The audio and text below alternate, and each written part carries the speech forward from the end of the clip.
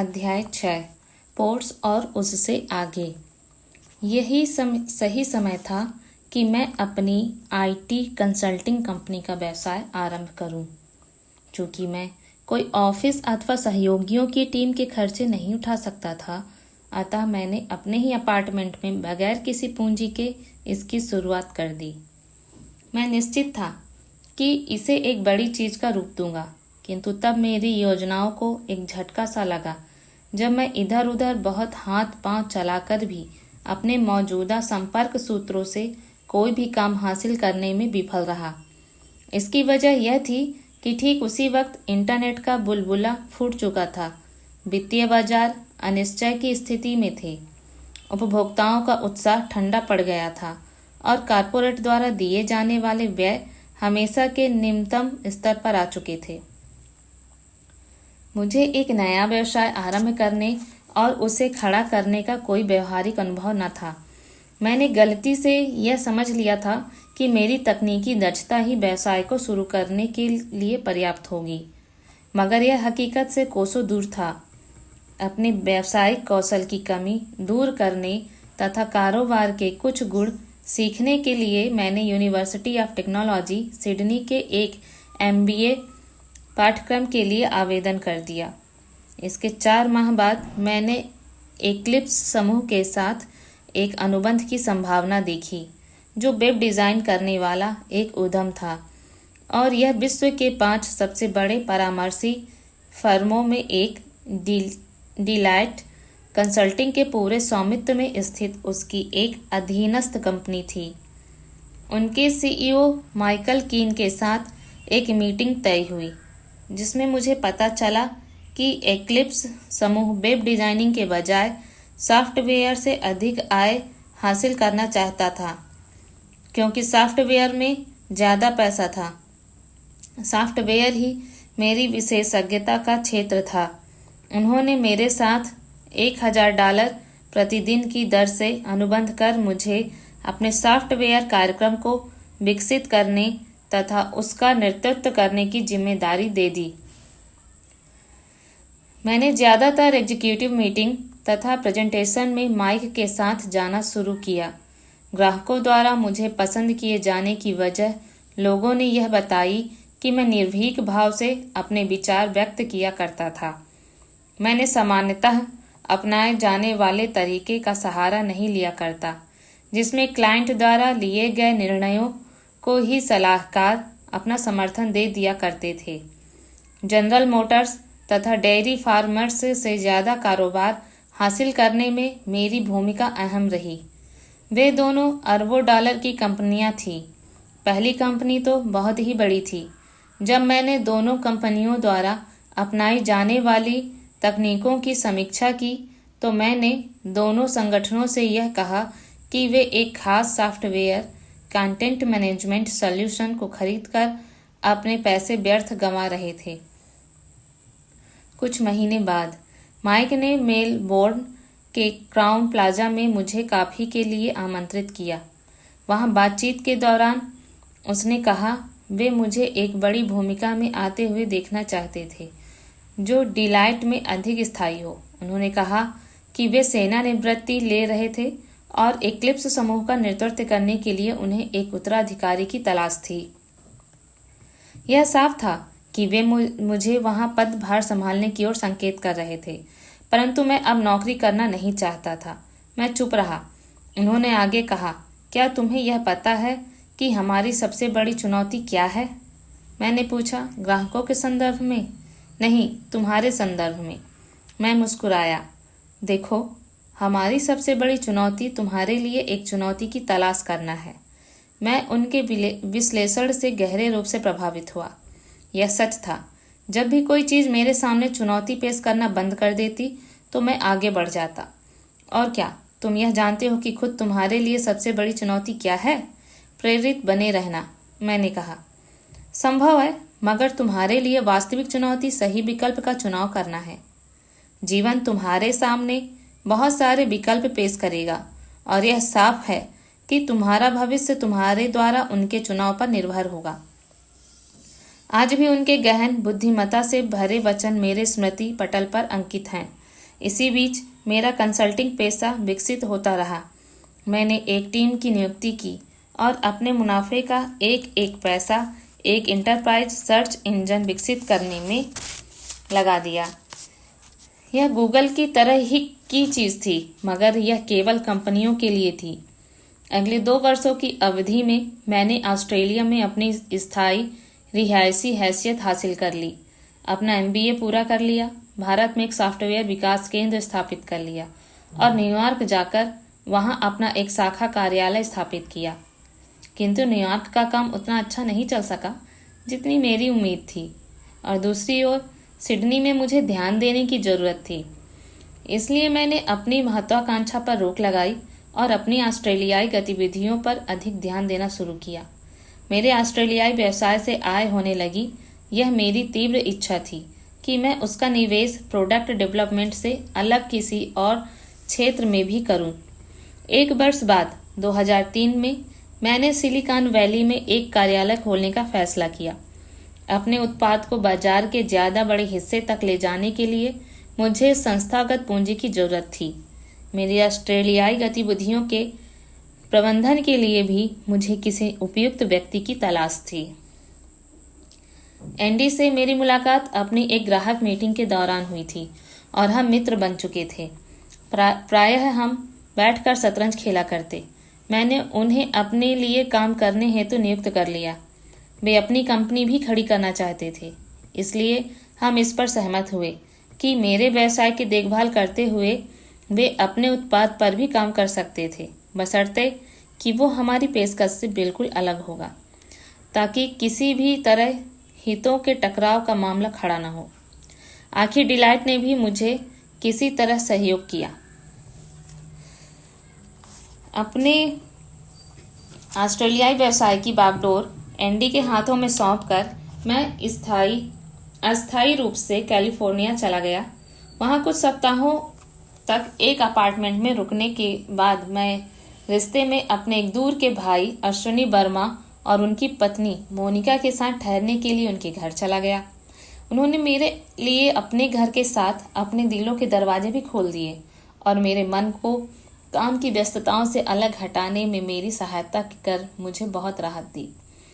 मैंने कैलिफोर्निया में विभिन्न वेंचर पूंजीपतियों के पास अपनी कंपनी को प्रोमोट करने में कुछ महीने व्यतीत किए, किंतु उधर ऑस्ट्रेलिया में भी हमने मेरी अनुपस्थिति में किसी बड़े सौदे से हाथ नहीं खींचे। भारत और कैलिफोर्निया में अपने बढ़ते खर्चों के बीच मैंने पाया कि मेरे पास अचानक नकद धनराशि समाप्त हो गई थी। मैंने कभी ऐसी स्थिति की कल्पना तक नहीं की थी। अंततः DFJ नामक सिलिकॉन वैली की प्रथम स्तरीय वेंचर पूंजी कंपनी ने निवेश में कुछ रुचि दिखाई। जब मैंने उसे फर्म के सभी साझीदारों के सामने अपना प्रेजेंटेशन पूरा कर लिया, तो मुझे इसका पूरा यकीन हो चुका था कि हमें $70 लाख का फंड अब मिलने ही वाला था। मेरे प्रेजेंटेशन के 2 दिनों बाद मेरे फ़ोन की घंटी बजी। फ़ोन की दूसरी ओर जोश स्टाइन थे, जो DFJ में मेरे संपर्क सूत्र थे। मेरा मुंह सूख गया। मुझे यह पता था कि वे शर्तों के विषय में बातें करने वाले थे। ईश्वर ने मेरे लिए धन की व्यवस्था कर दी थी। जोश कुछ मिनटों तक बोलते रहे, पर मेरे जहन में उनकी वे सब बातें नहीं समा सकी। मैं तो केवल शुभ समाचार का इंतजार कर रहा था। अंत में उन्होंने ये शब्द कहे, दुर्भाग्य से दूसरे साझीदार इस वक्त के लिए इच्छुक नहीं हैं, पर मैं समझता हूँ कि आपके पास एक बहुत अच्छा प्रोडक्ट है और आपको दूसरे निवेशकों को राजी करने के प्रयास करने चाहिए। उन्होंने कुछ और भी चीज़ें कहीं जो अब मुझे याद नहीं रही। मैं टूट चुका था। अब मेरे पास दूसरा कोई ठोस स्रोत नहीं था। मैंने सांत्वना के लिए कीथ को फ़ोन किया। कीथ टेलर, जो अपनी उम्र के 5वें दशक के अंत में पहुंच चुके थे, मेरे एक अच्छे मित्र थे और सिलिकॉन वैली में अभी अभी शुरू हुई एक कंपनी के मुख्य वित्तीय अधिकारी CFO थे। मैंने अमेरिका पहुंचने के तुरंत बाद एक ऑनलाइन संपर्क के जरिए उनसे मुलाकात की थी। उन्होंने वेंचर पूंजी के लिए प्रयास करने के साथ ही एक्टिविटी बढ़ाने के लिए वित्तीय मॉडल खड़ा करने में मदद की। जल्दी ही हम हर रविवार को कॉफ़ी और सैंडविच के साथ मिलने लगे। उन्होंने मुझसे चिंता न करने को कहा और यह भी कहा कि मुझे कुछ और सूत्र मिल जाएंगे, लेकिन मैं पूरी तरह निराश था। मैंने अश्विनी से बात की और उन्होंने यह सलाह दी थी कि मैं कुछ दिनों की छुट्टी ले लूं। मैं पिछले कई महीनों से समय के 3 जोन में दिन रात काम करता रहता था। मैंने अरुण भैया से भी बातें की, जो 2 वर्षों पहले सिडनी से टोरंटो चले गए थे। उन्होंने मुझसे कहा कि मैं कुछ दिनों के लिए उनके पास आऊं।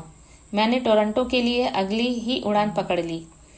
उस शहर में जाना मेरे लिए एक अच्छा परिवर्तन रहा।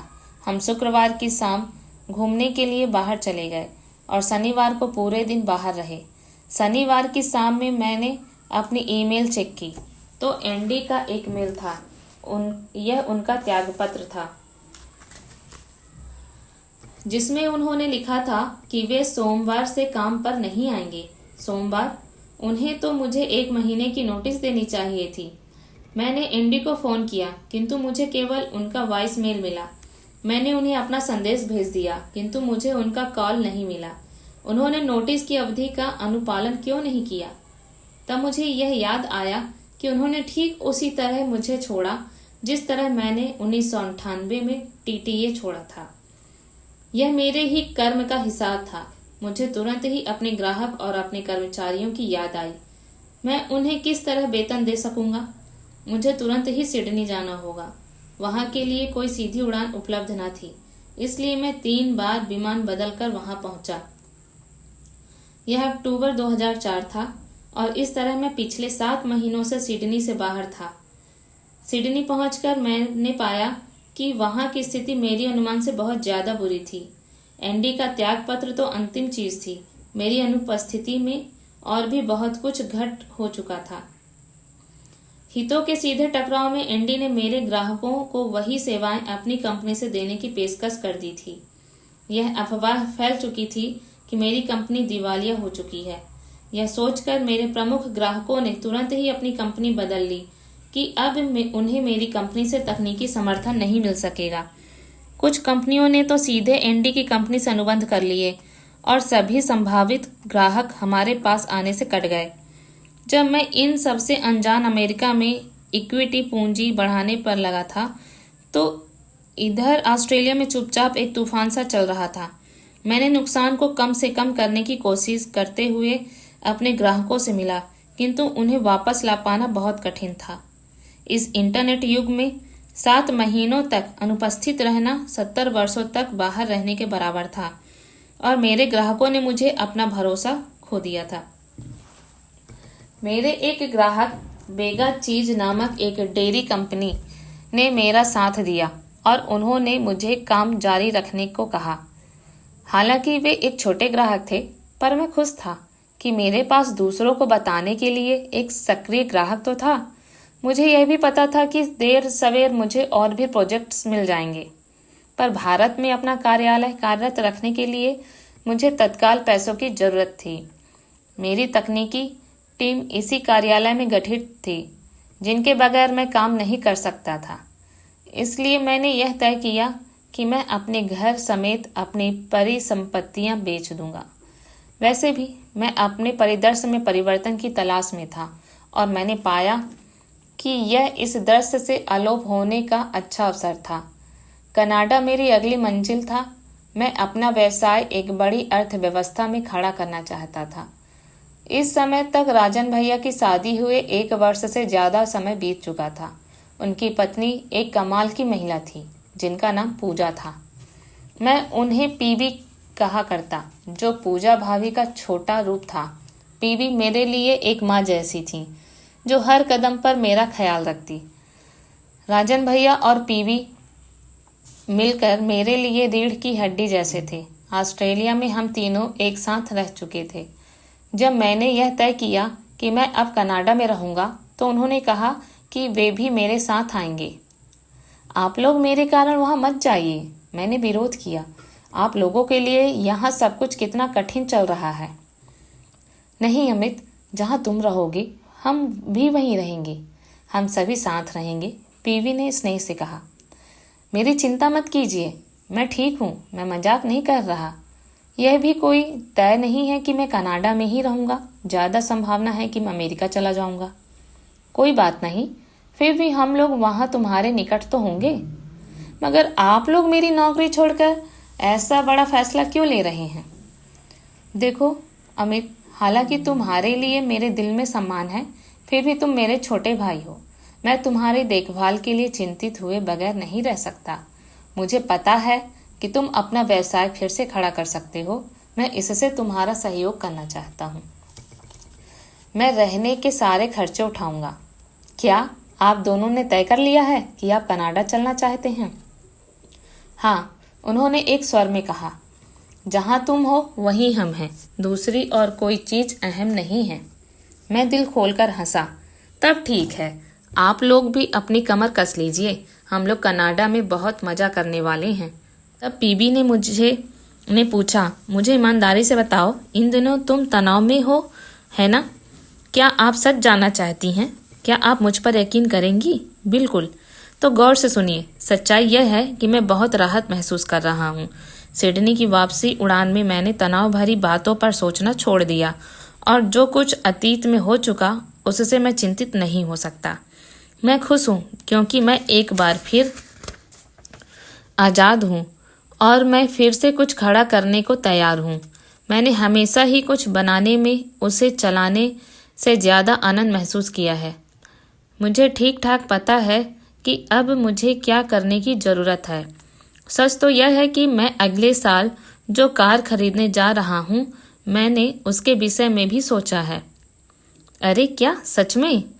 मैं जो भी कहूँ या करूँ उसे लेकर पीबी हमेशा बहुत उत्साहित रहती थी। भैया ने अविश्वास से अपना सिर हिलाया। बोलो बोलो, अगले साल तुम कौन सी कार खरीदोगे? मैंने अपना लैपटॉप उन दोनों की ओर घुमा दिया। वाह, क्या बात है, एक पोर्स! पीबी ने उत्साह से ताली बजाई। हाँ, मैं तो उसका मॉडल भी चुन रहा था। हाँ, मैं जानती हूँ कि तुम उसे ले लोगे, पीबी ने कहा।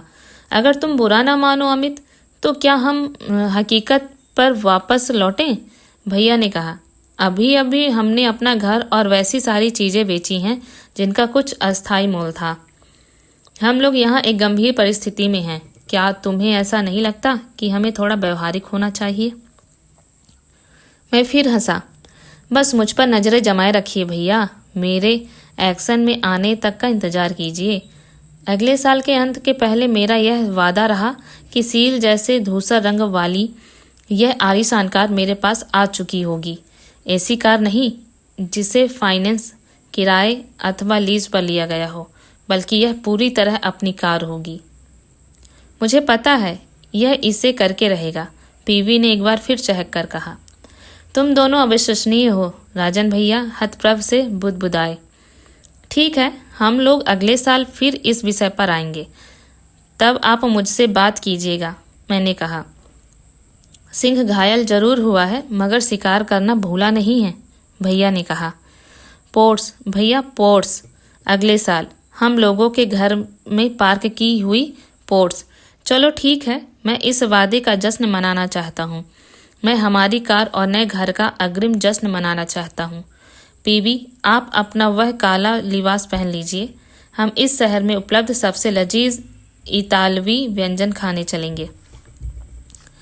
पहले राजन और पीवी कनाडा गए। मुझे चीज़ों को समेटने के लिए कम से कम 6 सप्ताहों तक रुके रहना था।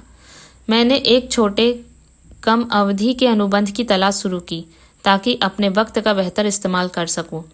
6 सप्ताह एक काफ़ी छोटी अवधि थी, पर मैं अब एक भी क्षण व्यर्थ नहीं गंवाना चाहता था। मुझे एक बार फिर से अपने पैरों पर खड़े हो अपनी आजीविका कमानी थी। यह एक दूसरा अवसर था जिसे जिंदगी ने मेरी राह में डाल दिया था और तब मैं आसानी से इस संसार से संन्यास ले सकता था। सच तो यह है कि एक बार तो मुझे इसका लालच भी हो आया, मगर मन ही मन मुझे इसकी साफ समझ थी कि इस वक्त ऐसा करना पलायन होगा।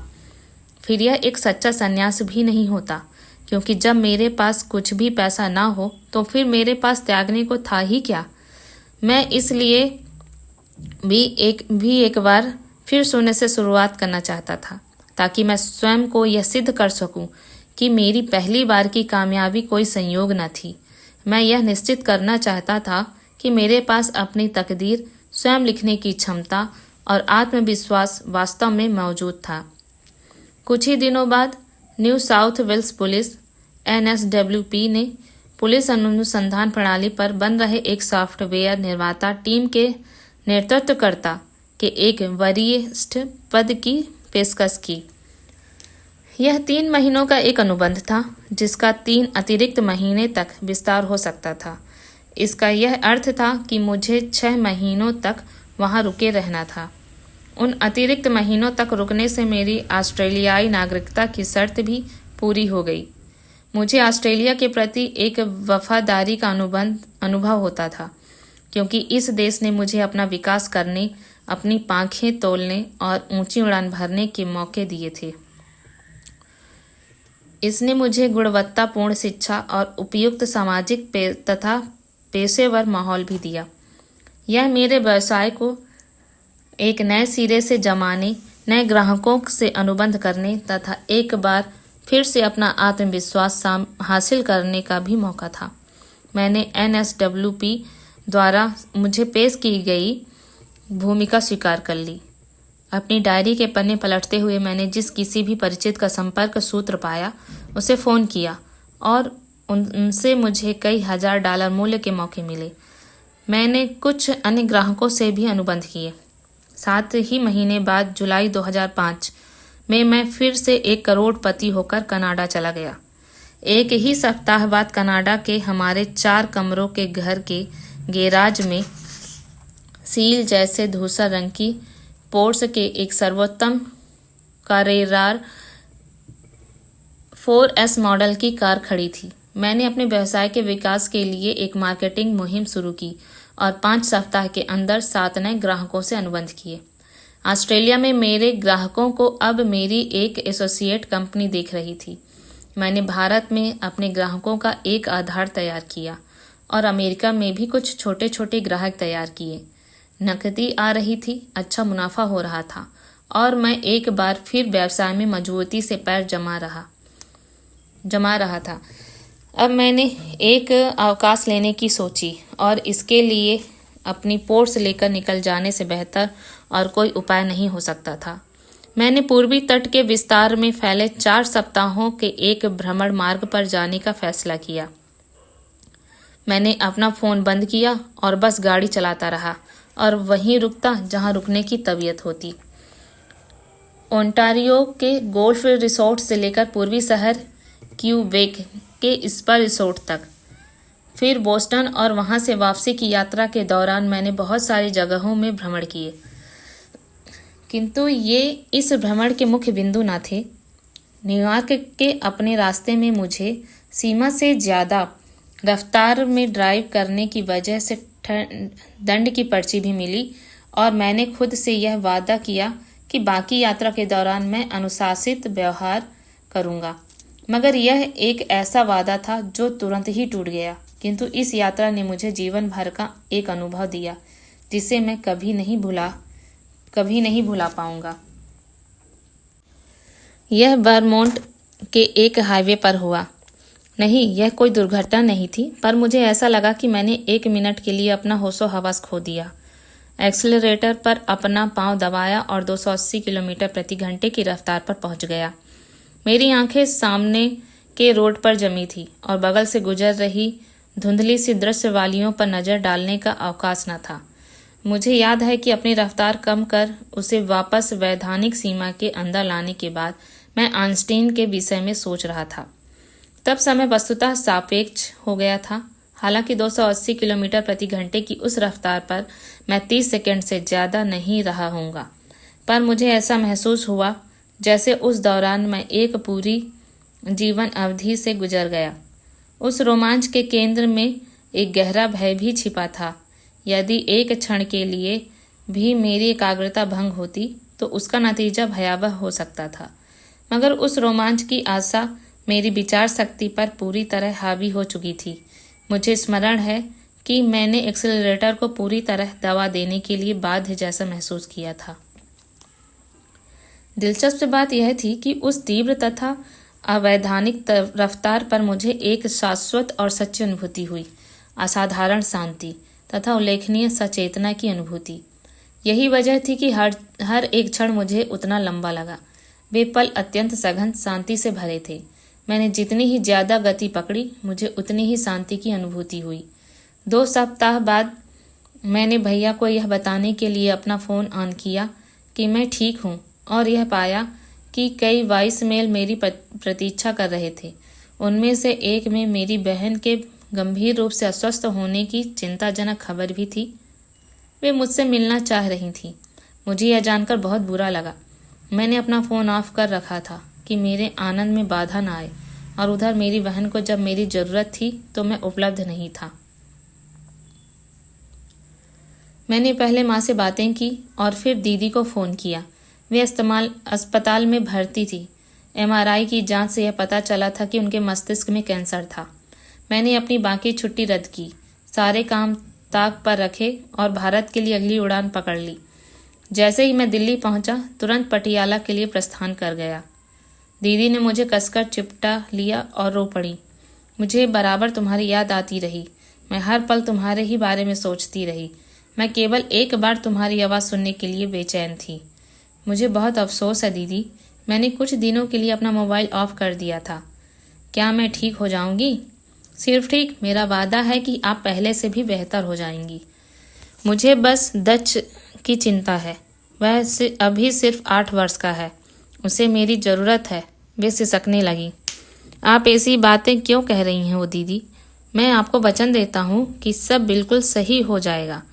आपको कुछ भी नहीं होगा। आखिर मैं यहाँ हूँ किस लिए?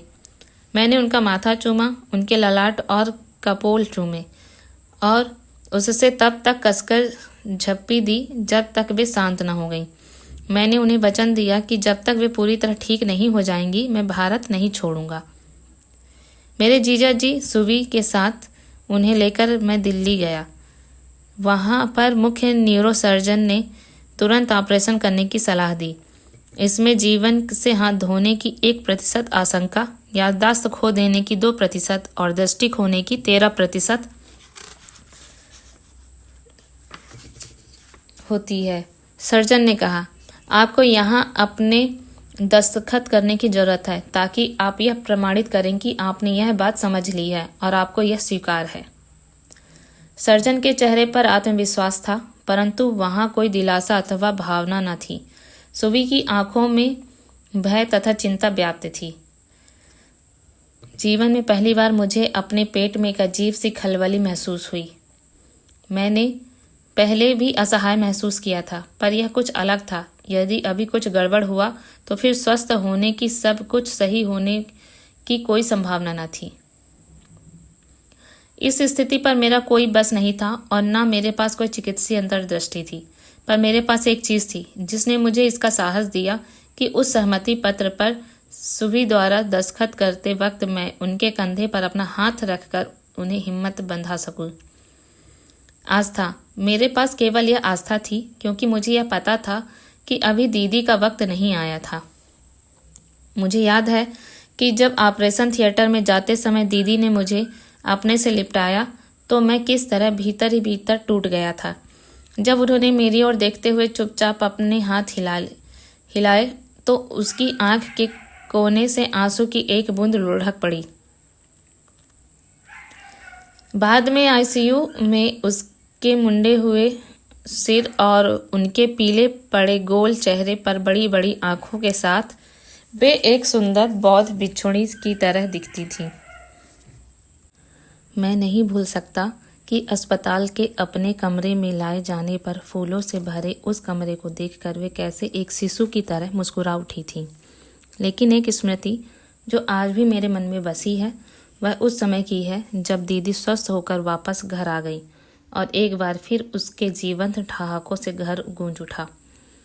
3 महीने बाद मैं वापस कनाडा लौटा, एक बार फिर वहाँ की गतिविधियों में योगदान कर कई नए ग्राहकों से अनुबंध किए। उसके बाद मैं एक बार फिर सिलिकॉन वैली चला गया ताकि अपने पुराने संपर्क सूत्र ताज़ा कर नए ग्राहक हासिल कर सकूं। और अपने नए व्यवसाय के लिए निवेशक ढूंढ सकूं। मुझे कई कमाल के लोगों से मिलने और प्रतिभाशाली मस्तिष्क के लोगों के साथ प्रेरक बातचीत करने के मौके मिले। कीथ और मैंने हर रविवार को मिलना जारी रखा। एक दिन मुझे अतुल शर्मा नामक एक व्यक्ति से एक मेल मिला। पेशेवर संदर्भ में मैं अतुल को उन दिनों से जानता था जब मैं न्यूयॉर्क में था। वे लेहमन ब्रदर्स में वाइस प्रेसिडेंट थे। अभी वे लंदन के बार्कलेज बैंक में एक वरीय एग्जीक्यूटिव थे। अतुल ने अपनी एक आगामी योजना के विषय में लिखा था, जिसमें अग्रणी वेब टेक्नोलॉजी के साथ बड़े बैंकिंग प्रोजेक्ट शामिल थे। उनके एजेंडे में सबसे ऊपर इनोवेशन इंजीनियरिंग थी। वे एक ऐसा सॉफ्टवेयर चाहते थे जो विभिन्न अंशधारकों के बीच आंतरिक तथा बाहरी संवाद संभव बना सके। हमने उन्हें अपने सर्च प्रोडक्ट का एक ऑनलाइन नमूना दिया और उन्हें तुरंत ही उसकी संभावनाएं नजर आ गईं। यह प्रोडक्ट डाटा भंडारण तथा व्यावसायिक बुद्धिमत्ता को एक बिल्कुल नए स्तर तक ले जा सकता था। अतुल ने मुझे लंदन में अपना एक ठिकाना स्थापित करने को कहा। वे एक तीव्र बुद्धि और अविश्वसनीय लगन के व्यक्ति थे और उनकी तरह के ग्राहक हमारे जैसी कंपनी के लिए बहुत अहम थे। लंदन में रहने का एक फ़ायदा यह भी था कि मैं यूरोपीय बाजारों की भी पड़ताल कर सकता था, क्योंकि मेरे पास डेनमार्क, नॉर्वे और हॉलैंड में पहले से ही कुछ छोटे ग्राहक मौजूद थे। दिसंबर 2006 में मैं लंदन चला गया। बार्कलेज हमारा एक प्रमुख ग्राहक सिद्ध हुआ, किंतु यह संबंध ज़्यादा दिनों तक नहीं चल सका, जिसकी वजह बार्कलेज के प्रबंधन में अचानक आए एक परिवर्तन के साथ वित्तीय बाजार में छाया संकट था। यह जून 2007 की घड़ी थी। अब जाकर मैंने विराम लिया और अपनी परिस्थिति का एक सिंहावलोकन किया। मुझे अब भी अपने अस्तित्व की सच्चाइयों की पड़ताल करनी थी। ईश्वर से मिलन की मेरी इच्छा पूरी होनी शेष थी। अभी मैं जो जीवन जी रहा था वह अच्छा था, वह सत्य भी था, पर केवल यही एक सत्य नहीं था और वह शाश्वत सत्य तो निश्चित रूप से नहीं था, जिसे पाने की मुझे लालसा थी। अब भारत लौटने की घड़ी आ गई। ईश्वर को पाने की घड़ी भी आ गई थी। मैंने अपनी पोर्स बेच दी और उसके पैसे ऑस्ट्रेलिया के अपने कुछ परिचित इस्कान भक्तों को दे दिया। जिस तरह मैंने अपनी अन्य चीज़ों के आनंद उठाए, उसी तरह इन सब का आनंद भी उठा चुका था। मैं इससे इनकार नहीं करूंगा कि मैं अपने धन तथा अपनी विलासितापूर्ण जीवन शैली का पूरा लाभ उठा चुका था। न्यूयॉर्क के डब्ल्यू होटल के स्वीट तथा दुबई के रॉयल मिराज में रहने, लंदन के रिज कार्ल्टन में हाई टी लेने, सैन फ्रांसिस्को के शाकाहारी व्यंजनों, वेनिस के पास्ता और पेरिस में मिठाइयों के स्वाद लेने का एक अपना अलग ही आनंद था। बिजनेस क्लास में सफ़र का कुछ वैसा ही मज़ा था जैसा स्विट्ज़रलैंड के पर्यटन स्थलों, कैलिफोर्निया के स्पा रिसॉर्ट, ऑस्ट्रेलिया के सागर तट और न्यूजीलैंड के पहाड़ों का। मुझे अपने लिए एक रसोइया, एक सफाई कर्मी तथा मेरे डिजाइनर कपड़ों की धुलाई करने वाले को रखना पसंद आता था। मैं अपने कस्टमाइज्ड बिजनेस सूटों को अत्यंत ऊंचे किस्म के सूती शर्टों के साथ पहनता, जिनके साथ ग्रेफाइट मेटल और सफ़ायर ग्लास की मेरी शानदार घड़ियाँ मिलकर मेरे पहनावे को सुरुचिपूर्ण बनाती। मेरे वार्डरोब में Versace, Armani, Prada, Bulgari, Tag, Heuer, Longines, Mont Blanc की नवीनतम पोशाकें सजी होती। फिर भी संपदा कभी मेरी प्राथमिकता नहीं रही, चाहे वह बड़ा हो अथवा छोटा। एक बार उपलब्ध हो जाने पर एक लक्ष्य सिर्फ एक अनुभव में और फिर केवल एक स्मृति में बदल कर रह जाता है।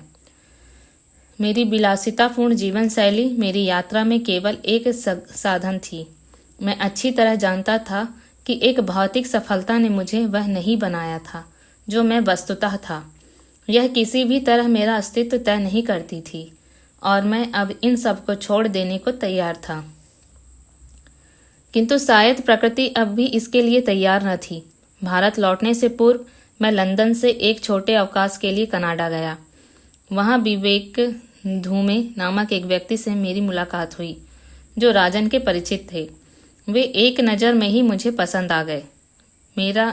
मेरा सपना है कि मैं भारत में कुछ करूं, उन्होंने हमारी पहली ही मीटिंग में कहा। मैंने कहा, अच्छा, मैं तो अब स्थायी रूप से भारत जा रहा हूं। क्या आप वहां कोई व्यवसाय करोगे? वैसी कोई योजना नहीं है, मैं बस एक अवकाश लेना चाहता हूं। खुद को व्यस्त रखने के लिए शायद मैं कुछ स्टॉक ट्रेडिंग करूं। अच्छा, क्या यह बेहतर नहीं होगा कि हम भारत के लिए कुछ करें? उन्होंने कहा। हाँ, पर मेरा लक्ष्य कुछ अलग है। क्या आप उसे मुझे बता सकते हो? हम कल भोजन पर मिलें तो कैसा रहेगा? अगले दिन हम जैन गार्डन नामक एक शांत रेस्तरां में मिले, जहां अत्यंत स्वादिष्ट शाकाहारी व्यंजन मिला करते थे। देखो विवेक, मैं वित्तीय रूप से सुरक्षित हूँ और मुझ पर अपनी आजीविका के लिए काम करने का दबाव नहीं है। भौतिक सुख सुविधा के मामले में मैं जो कुछ भी पाना चाहता था वह सब पा चुका हूँ और उस दिशा में मेरी और कोई इच्छा शेष नहीं है। अब मैं अपना जीवन स्वयं की खोज तथा आत्म साक्षात्कार में लगाना चाहता हूँ। मैं अब सब कुछ त्याग कर एक सन्यासी बन जाना चाहता हूँ। विवेक ने खाना रोक दिया।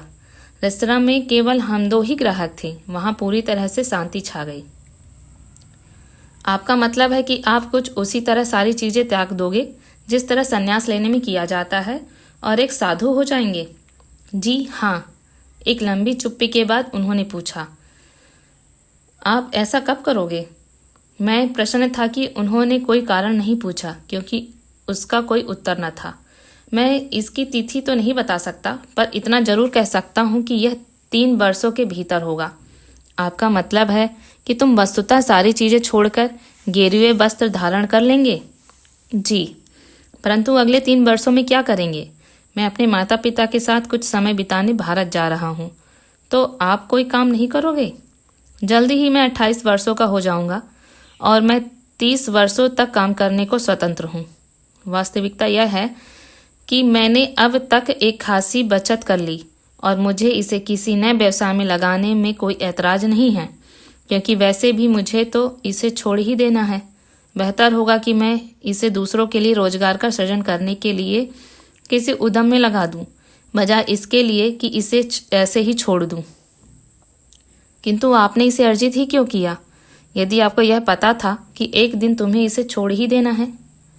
मैं इसे अर्जित करने पर कभी एकाग्र नहीं हुआ विवेक।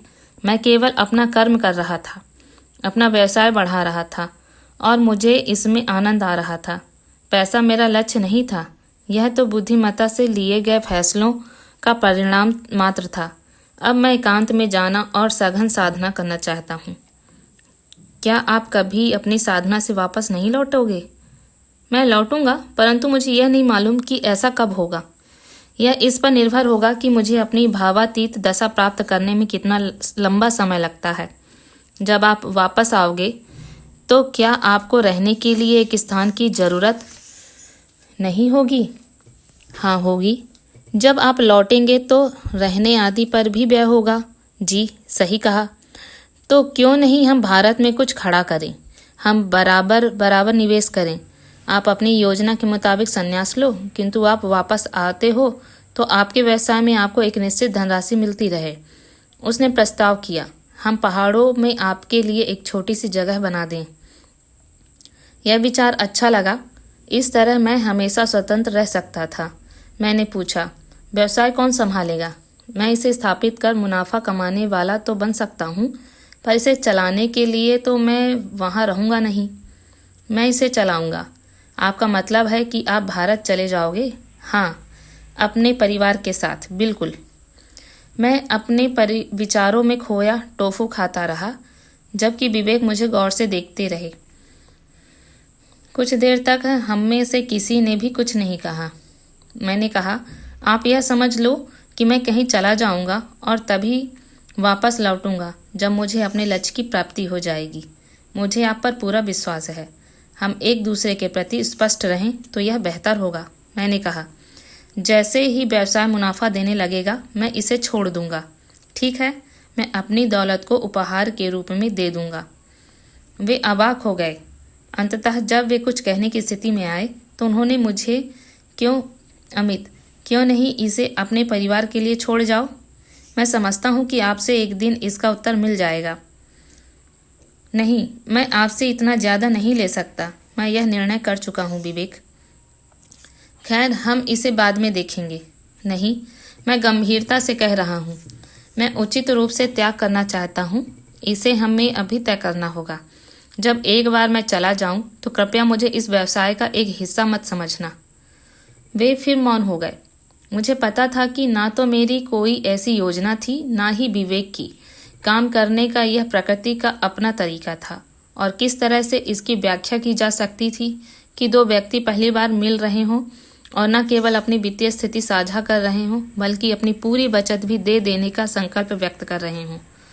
हमने मुख्य भोजन करते समय अपनी बातें शुरू की थी और अंत में मिठाइयों का ऑर्डर देने के पहले हर चीज़ तय हो चुकी थी।